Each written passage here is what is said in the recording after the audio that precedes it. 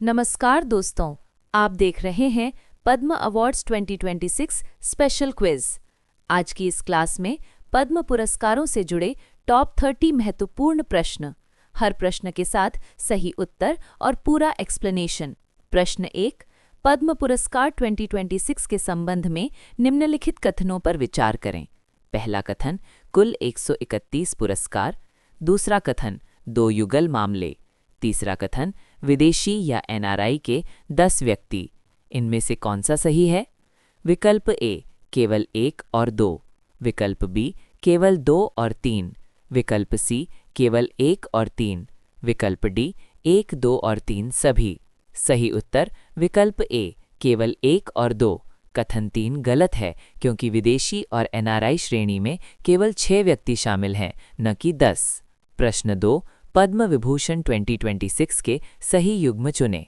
K.T.. Thomas साहित्य, N. राजम कला, P. Narayan सार्वजनिक मामले। विकल्प ए केवल 2, विकल्प बी केवल 1 और 3, विकल्प सी केवल 2 और 3, विकल्प डी सभी सही हैं। सही उत्तर विकल्प ए केवल 2, क्योंकि के.टी. थॉमस सार्वजनिक मामलों से हैं और पी. नारायण साहित्य से हैं।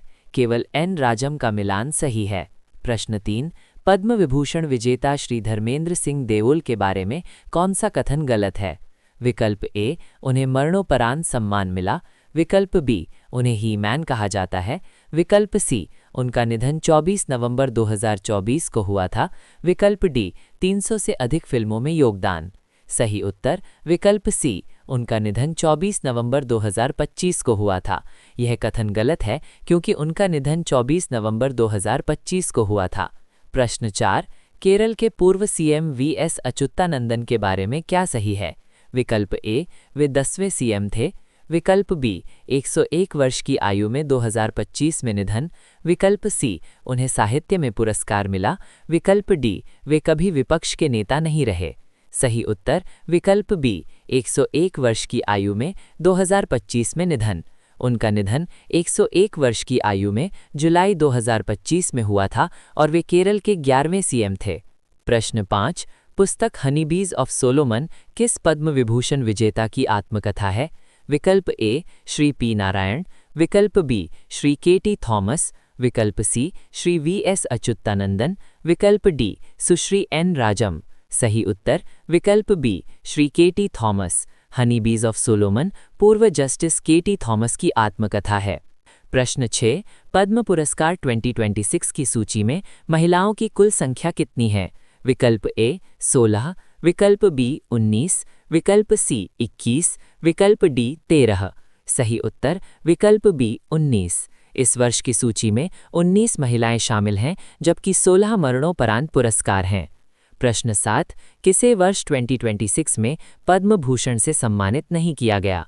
विकल्प ए श्री उदय कोटक, विकल्प बी श्री मम्मूटी, विकल्प सी श्री प्रसन्नजीत चैटर्जी, विकल्प डी सुश्री अलका याग्निक। सही उत्तर विकल्प सी श्री प्रसन्नजीत चैटर्जी। प्रसन्नजीत चैटर्जी को पद्मश्री दिया गया है, जबकि बाकी तीनों को पद्म भूषण मिला है।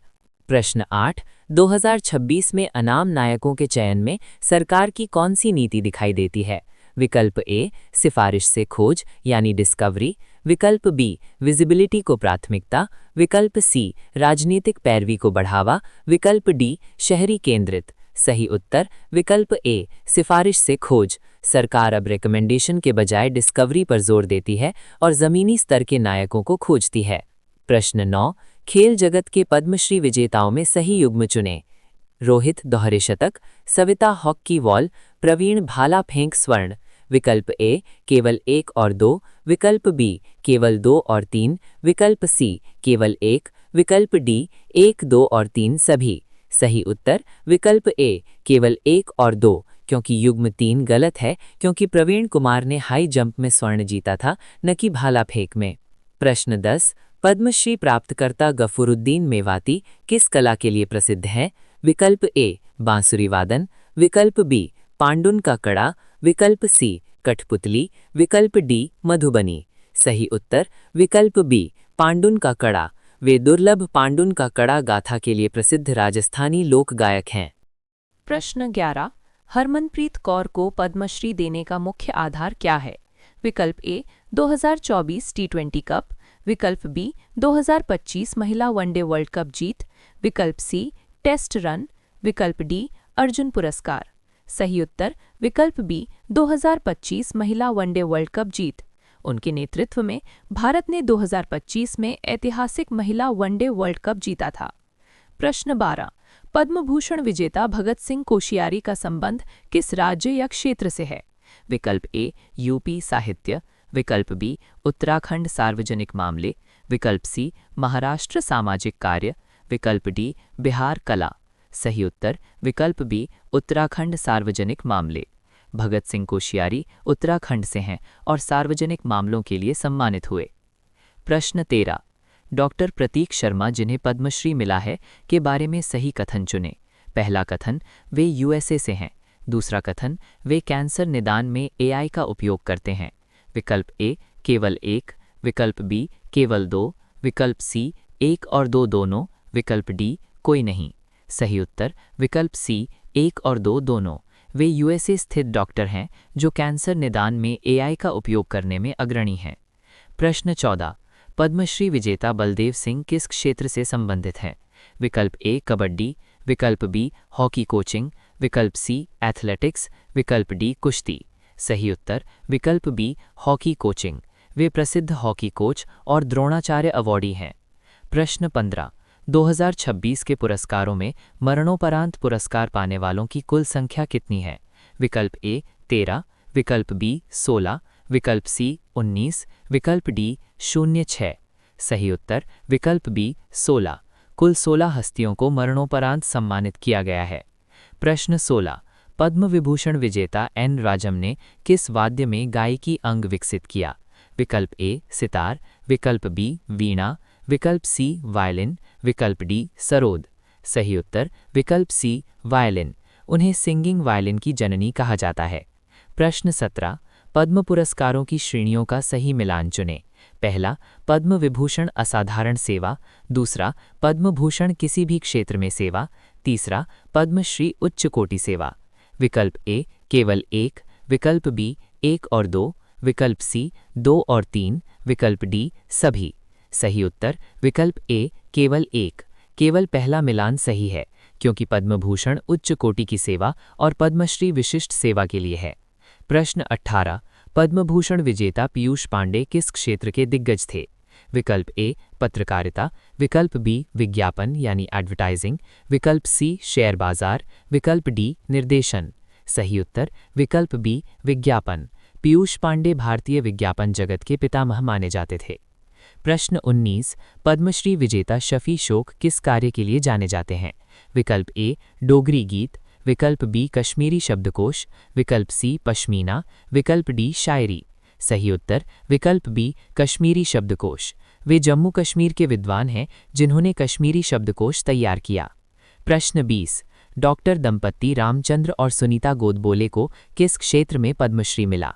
विकल्प ए साहित्य, विकल्प बी चिकित्सा ग्रामीण, विकल्प सी सार्वजनिक मामले, विकल्प डी उद्योग। सही उत्तर विकल्प बी चिकित्सा ग्रामीण।